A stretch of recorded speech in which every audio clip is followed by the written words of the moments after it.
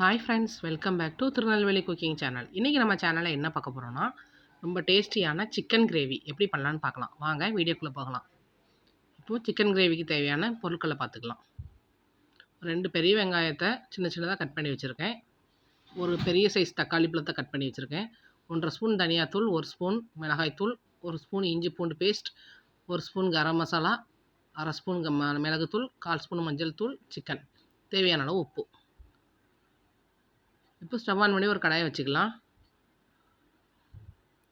கடாயில் நல்லெண்ணெய் சேர்த்துக்கலாங்க. ஒரு 3 ஸ்பூன் நல்லெண்ணெய் சேர்த்துக்கலாம்.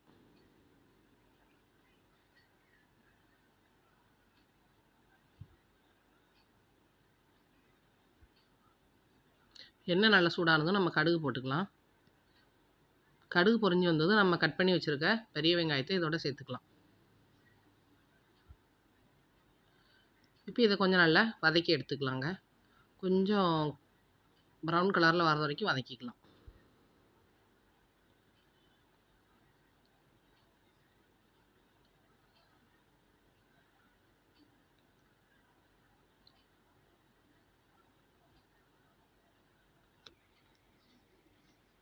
இப்போ கருவேப்பிலை சேர்த்துக்கலாம்.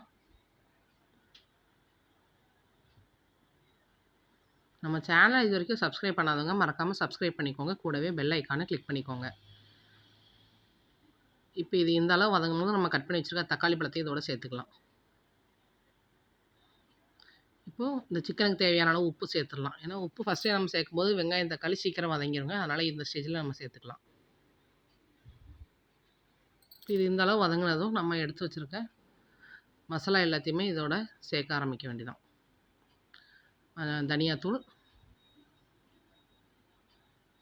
மிளகாய்த்தூள்,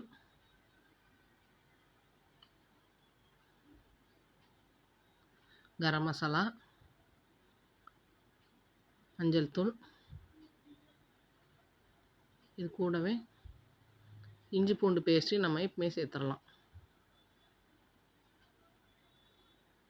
இப்போ இதெல்லாம் கொஞ்சம் வதக்கி விட்டுக்கலாங்க. இந்த ஸ்டேஜில் இது ஒட்ட ஆரம்பிக்கும், அடியில் பிடிக்க ஆரம்பிக்கும். நம்ம கொஞ்சமாக லைட்டாக தண்ணி தெளிச்சுக்கலாங்க.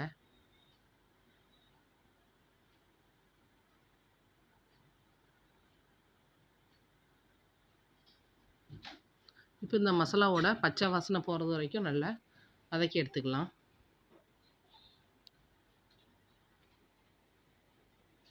இப்போ இங்கே பாருங்கள், இந்த மாதிரி எண்ணெய் பிரிஞ்சு வர அளவுக்கு நம்ம வதக்கி எடுத்ததும் நம்ம எடுத்து வச்சுருக்க சிக்கனை இதோட சேர்த்துக்கலாம்.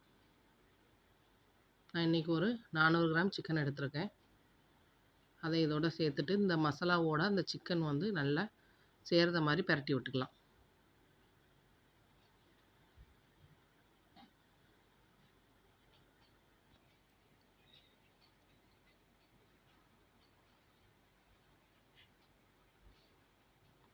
இந்த சிக்கன் கிரேவி வந்து இட்லிக்கு, தோசைக்கு, சப்பாத்தி, பரோட்டா, நான் எல்லாத்துக்குமே ரொம்ப சூப்பராக இருக்குங்க. ரசம் சாதத்துக்கும் ரொம்ப நல்லாயிருக்கும்.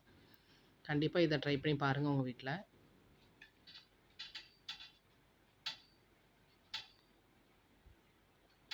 இப்போ இது இந்த அளவு மிக்ஸ் பண்ணதும் நம்ம இந்த சிக்கனுக்கு தேவையான அளவு தண்ணி சேர்த்துக்கலாங்க. நான் ஒரு 3/4 டம்ளர் தண்ணி சேர்த்துருக்கேன். தண்ணி ஊற்றி இதை நம்ம மூடி வச்சு வேக வச்சுக்கலாங்க. இப்போ இதை ஓப்பன் பண்ணி மறுபடியும் கொஞ்சம் கிளறி விட்டுக்கலாம். 2-3 தடவை இந்த மாதிரி மூடி வச்சு ஓப்பன் பண்ணி அப்பப்போ கிளறி விட்டுக்கலாங்க.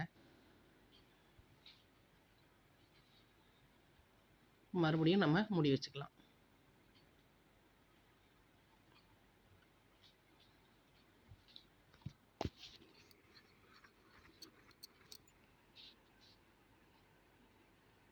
இப்போ இங்கே பாருங்கள், தண்ணியெல்லாம் கொஞ்சம் ட்ரை ஆக ஆரம்பிச்சிட்டு இன்னும் கொஞ்சம் நேரம் நம்ம ஸ்டவ்வை வந்து ஹை ஃப்ளேமில் வச்சு நல்லா பரட்டி விட்டுக்கலாங்க.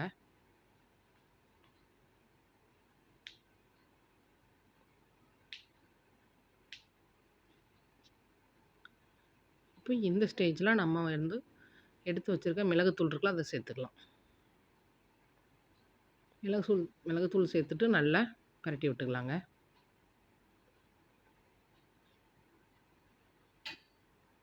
பாருங்கள், நான் இன்றைக்கி கொஞ்சம் ட்ரையாக தான் வச்சுருக்கேன். உங்களுக்கு தண்ணியாக வேணும்னா இன்னும் கொஞ்சம் தண்ணி சேர்த்துட்டு அந்த கொஞ்சம் குளு குளுன்னு இருக்க ஸ்டேஜில் நம்ம இறக்கிக்கலாங்க.